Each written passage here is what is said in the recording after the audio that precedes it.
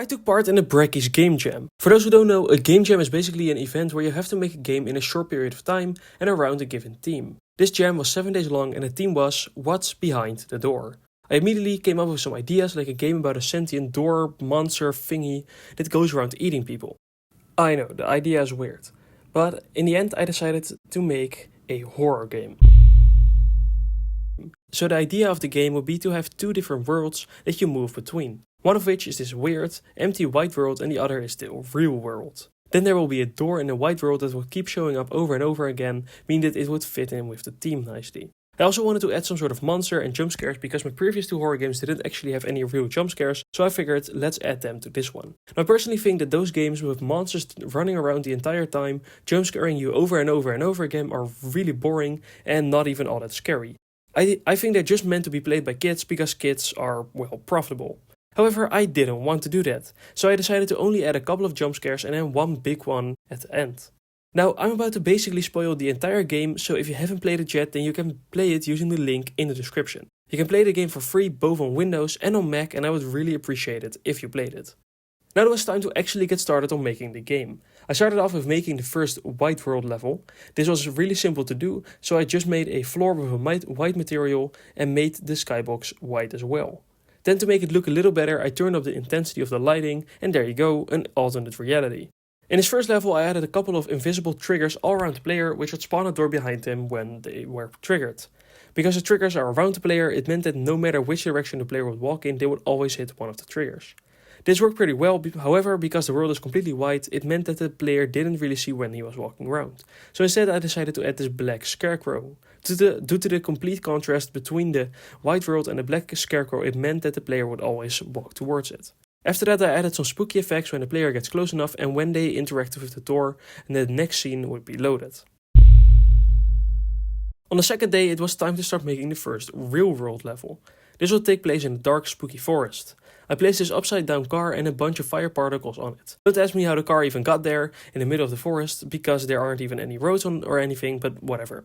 I then decided to guide the player through the forest using these torches. Once again using the same fire particles that also have a light source attached to them, so the player can always see where they need to go. The particles themselves are actually from the Unity starter assets.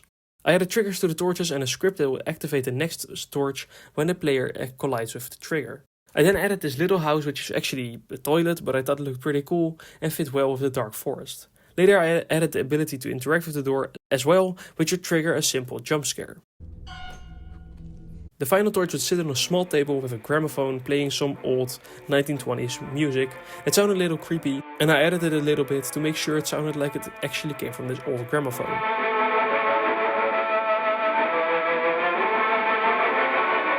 Then when the player gets close, some spooky screen effects will start playing. They will go to the next scene. Okay guys, so I just finished an important exam at school. And tomorrow I won't really have time to work on my game because I have my final research presentations. So I'm getting worried because I'm halfway through the jam and I've only made 2 out of the 5 levels I wanted to make. So I have 2 more white levels to make. So it's going to be white level, forest level, white level, and then the final white level will be, well, the final one. And I have quite a few ideas still for the forest level. So what I think I'm going to do is I'm going to try to make the 2 white levels first and then finish them before the weekend starts, and then on the final day or day and a half I'll be able to make the final forest level, and also some polishing and the main menu and stuff. But first let's grab some lunch. Let's also stock up on some Red Bull in case I need to make some late night soon. Anyway, on Wednesday I started work on the second white world level. I wanted to add a little bit of extra gameplay to the white world instead of just walking to a door and interacting with it. So in this level the door is already there in the beginning, but when the player tries to interact with it, it turns out that the door is actually locked. I then had a small house spawn in quite far away from the player, and when you get inside the player finds a small table as before, complete with gramophone. However, now there is also a key on there, and this is also where the second jump scare is. Now this took me quite a lot of time. The game might seem simple, but there are a lot of events that all need to be programmed individually. This meant that the game was very code intensive, making it a really big contrast to my usual games which are often gameplay heavy instead of event heavy like this one. After I completed the second white world level, it was time to start work on the second real world level. Since I had been taunting the player with a monster during the entire game, I felt like I really needed to add the actual big jump scare. But first it was time to make some build up. So I used this amazing house asset which I found on the Unity asset store, and I originally wanted to have a short jump scare again, but instead decided to go with the lights getting destroyed and the player having to investigate what happened. I then had to create the final jump scare, which, like I said earlier, is something I had never done before, but I think it ended up pretty well. I also added a loud jump scare sound which immediately makes anyone get scared. So at this point I only had a couple of hours left, so I quickly threw together this final White World level with a different looking skybox. I'll leave that one up for the lore experts. Anyway, I then created a quick main menu and a way for the player to adjust the mouse sensitivity, and the game was pretty much done. I submitted the game to the gem page and I'd say I'm pretty proud of it. Once again, if you want to play the game, then you can check out the link in the description. For anybody who participated in the game, what did you make and what was your experience? Personally, I had a lot of fun, but it is always stressful when you have a game idea like this and have to make sure you can actually make it in such a short period of time. Especially when you have to deal with things like school and work and stuff like that.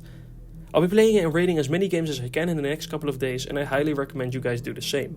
If you enjoyed this video, then please consider liking and subscribing, so it really helps me out. Anyway, I'll see you guys in the next one.